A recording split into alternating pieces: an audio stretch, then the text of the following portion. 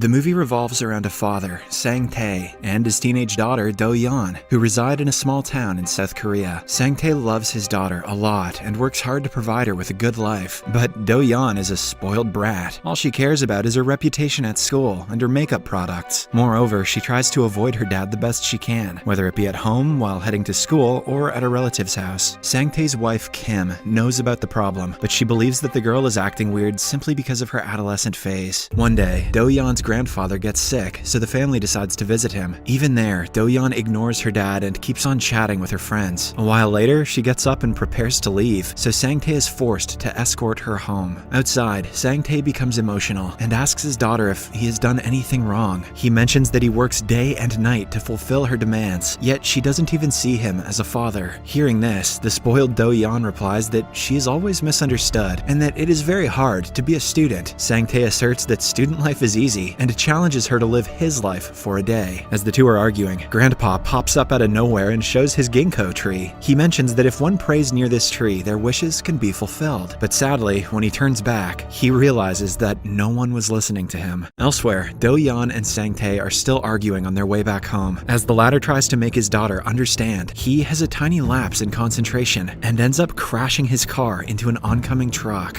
Drinking and driving is one thing, but having shitty kids and driving is the riskiest. When the two wake up at the hospital, they are shocked to find out that their bodies have been switched. It appears as if the magical ginkgo tree switched their positions, something which they were arguing about. Wasting no time, they head to an isolated section of the hospital and try to make sense of the situation. Sang-tae, in his daughter's body, assumes that God has punished them for being reckless, but Do-yeon, in her dad's body, asserts that there has to be a logical explanation behind it. Just then, Sang-tae remembers his doctor friend, Lee, and decides to pay him a visit. The two then escape the hospital and get inside a cab. On the way, Do-yeon calls Sang-tae dad and also keeps acting like a girl. As expected, this confuses the cab driver, and he assumes that the two are mental patients. In the next scene, Do-yeon and Sang-tae arrive at Lee's office, and the latter, who is in his daughter's body, starts pleading for help. "Please, doctor, tell my daughter to give me my penis back." To prove that he is actually Sang-tae, he also reveals some of Lee's darkest secrets. However, instead of believing them, Lee becomes enraged and scolds Sang-tae for divulging their secrets. And, before the father and daughter can say anything, he forces them out of his office. Shortly after, the two reach a pharmacy and again cause a scene there. As a result, they decide to keep their switch a secret from everyone, including their mother. Later, during dinner, Kim serves delicious beef to her family, but Sang-tae can't have it as his daughter is on a diet. On the other hand, Do-yeon, who has never tried alcohol, is forced to drink some when her mother starts suspecting the two. Things go from bad to worse for Do-yeon when her own mother tries to have intercourse with her at night. Fortunately, Kim is so drunk that she falls asleep before any damage is done. This movie is like if Doctor Strange had an Oedipus complex. The next morning, the two get up early and start researching on how to get their bodies back, but sadly, there is no information about it anywhere. After a while, they meet in the basement and blame each other for their woes. Just then, Sang-tae remembers that their creepy old grandpa knows a great deal of stuff about the supernatural. He immediately calls him, and the old man reveals that the switch has been made possible because of the ginkgo tree. He also mentions that although the switch only lasts for a week, Sang-tae and Do-yeon have to be careful, as if they fight again, there will be dire consequences. With this information, the two become relieved, but they still have to go through the entire week, which is extremely important for them. Sang-tae has an important presentation coming up at his workplace, while Do-yeon has been selected for a once-in-a-lifetime audition at a musical club. The audition is extra special because it is taken by none other than her crush, Ji-oh. Hence, they mutually decide to continue each other's lives by learning their respective habits and way of living.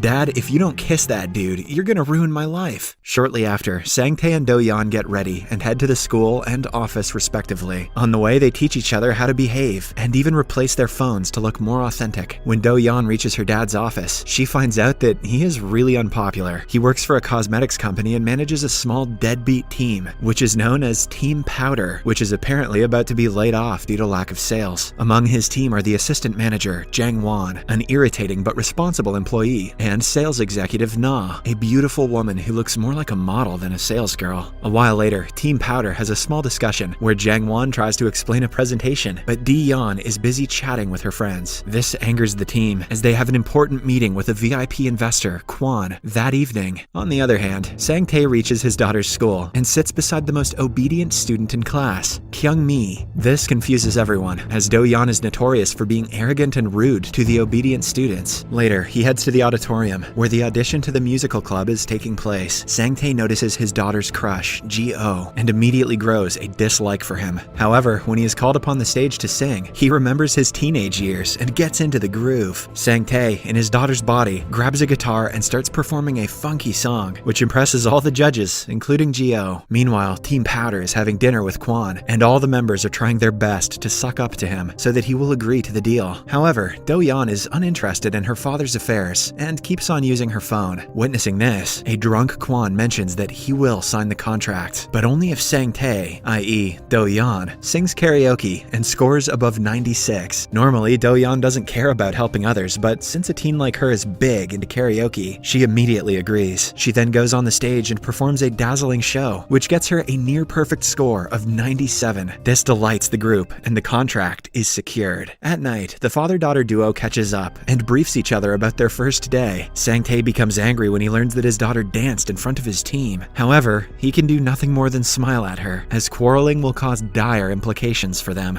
The following day at school, Sang-tae learns that a class test is going to be conducted the next day, so he requests the obedient girl, Kyung-mi, to help him. At first, Kyung-mi refuses, claiming that she doesn't like socializing with others, but when Sang-tae insists, she eventually agrees. That night, the girls study hard for their test and promise to get the best grades. Elsewhere, Do-yeon starts bonding with Na over their shared interest in cosmetic items. After a while, she returns home and finds her dad spending time with her friends. Enraged, she confronts Sang-tae for bringing over her friends, but the latter mentions that it's for their upcoming test. Hearing this, Do-yeon scoffs at her dad and mentions that it's very hard to get good grades, but being the competitive guy that he is, Sang-tae promises that he will top the class. Sadly, during the test, when he checks the question paper, he finds out that he can't answer even a single question. Sang-tae then spends the next hour just coloring his answer paper like a kid. On the other hand, Do-yeon learns from Team Powder that a marketing group is on their way to the office to shoot an advertisement for lipstick. Do-yeon tries to wriggle her way out of the situation, but when Jang-won mentions that their team is leading the advertisement, she has no choice but to get involved. Later, as the entire team gets ready, disaster strikes. The marketing team has met with an accident, so one of the Team Powder's staff will have to face the camera and endorse the lipstick themselves. Both Jang-won and Na are scared of facing cameras, so they refuse to take part in it. Hence, with no options left, Do-yeon, in her father's body, is forced to complete the shoot. To make matters worse, the advertisement's being shot live, on air, with the entire country watching it closely. But, surprisingly, Do-yeon, using her impeccable knowledge of cosmetic items, endorses the lipstick flawlessly and impresses the bosses. However, before she can celebrate, she gets a call from the school, revealing that her father did awfully bad in her text. Enraged, Do-yeon heads straight to the staff room and starts berating her dad in front of the teacher. She even hits him several times, but instead of fighting back, like he always does, Sang-tae simply runs away. Outside, the two reconcile and promise to not mess up each other's lives again. Do-yeon reveals that her crush, Ji-oh, has invited her for a date the next evening, and it is an opportunity that she simply cannot miss. She then pleads with her dad to go on the date and impress Ji-oh. Expectedly, Sang-tae declines right away, claiming that he doesn't even like the boy in the first place, but since Do-yeon is a stubborn girl, she eventually convinces him to date her crush. Sounds like Sang-tae's going to jail. The next evening, Sang-tae and Ji-oh wander around the streets while an anxious Do-yeon stalks them from behind. Soon, Ji-oh takes him to a music store where they start bonding over their common interest in vintage music. After the date is over, Ji-oh and Sang-tae board a bus to return home. Do-yeon also sneaks in, and when she notices her dad very close with her crush, she becomes envious. But when she realizes that at least the date went well, she consoles herself and smiles. It is now day 6 since the switch. It is also the most important day for Sang-tae, as he is supposed to deliver a stellar presentation in front of his boss and the board of directors. It turns out that the fate of the entire Team Powder depends on the presentation, meaning that if Sang-tae doesn't impress the directors, all of them will be fired. Before departing, Sang-tae encourages his daughter for the presentation and wishes her good luck. He then heads to school and waits anxiously for the decisive moment. A few hours later, Do-yeon reaches the office where several investors, the board of directors, and other dignitaries are all waiting. Team Powder also sits in a corner, hopeful that their manager can deliver a powerful speech and save their jobs. At the same time, Sang-tae sneaks out of his class and calls his daughter to listen in on the entire presentation. Soon, Do-yeon commences her speech, and using her vast knowledge of cosmetics, impresses everyone. But just when everyone starts to applaud her, she flips the speech right on its head and asserts that the company's products are too expensive. She mentions that teenagers are not stupid to buy such expensive products, so it would be better to lower the cost for better results. In this way, Do-yeon speaks about the day-to-day problems that she faces while buying cosmetic items. Sadly, the BODs are far from impressed by the suggestion, and they decide to terminate Team Powder with immediate effect. Sang-tae, who is hearing all this from his phone, gets devastated. He immediately runs to the office and confronts his daughter for her stupidity, but the latter shouts at him for never listening to her opinions. She doesn't realize that that's because her opinions are stupid. She then walks away without giving her dad a chance to explain. The next day, Do-yeon again heads to the office and tries to convince the BODs to reconsider their decision. She even gets on her knees and begs them. However, all this simply infuriates the directors, and they request that she go away. Still unwilling to give up, Do-yeon starts chasing after their car, and at the same time, Sang-tae arrives on a bicycle. Sadly, during the commotion, the car strikes the bicycle, knocking Sang-tae out. He is immediately taken to the hospital, where Do-yeon starts crying. She then takes out her phone and starts going through her childhood photos, where Sang-tae is always by her side. That night, the ginkgo tree sheds a leaf, which travels all the way to the hospital beside Sang-tae's bed. It then performs a special magic, and finally reverts the father and daughter back to their original bodies. Then,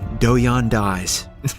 I'm just kidding. The next morning, when Sang-tae and Do-yeon wake up, they are ecstatic to have their bodies back. They then hug each other tightly before venturing out of the hospital. In the final scene, Sang-tae gets a call from Jang Won, informing him that the board of directors have reconsidered their decision and reinstated Team Powder. Their salaries have also been increased for their controversial but bold suggestions. The movie ends as Do-yeon and Sang-tae take a selfie together, indicating that their bond is stronger than ever. The moral of the story is if you want your daughter to like you, just fake your dad.